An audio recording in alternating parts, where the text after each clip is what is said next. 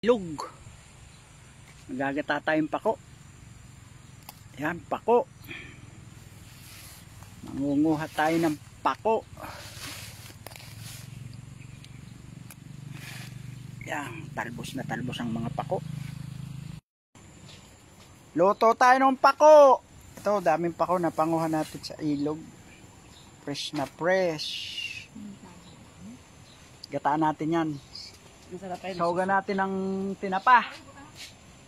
Na, binibinta mo? Tadi mo lang ano pa kanina pag. Lutuin na natin ang pako. Ginataang pako. Isa lutong probinsya, traditional. Mayroon tayong gata. Hindi naman matakaw sa gata ang pako. Saugan natin ng tinapa. Tinapang galunggong. Yan na yung tinapa. Pinapakulo na ang gata. Kabibi ang sili. Oh. Kala nyo kamatis. Sili po yan. Daming bunga. Oh.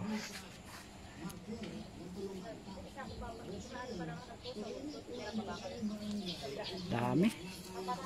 Po tawagin po yan ay siling demonyo. Kala nyo bell pepper na. Di po, sili mas maanghang po yan. Mas maanghang pa po yan sa siling labuyo. Yan o.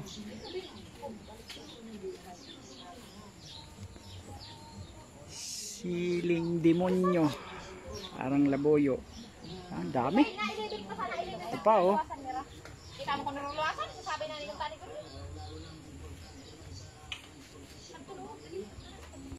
Pako. Nilagay na, kumulo ng gata. Nilagay na ang pako. Ano, kamagay. Yan na, yung ating gulay na pako. Lapit ng maluto. Sarap nito. Sarap ng gulay na pako. Ito nga ginagawa nga lang tong ensalada, masarap na. Okay, luto na. Ginataang pako.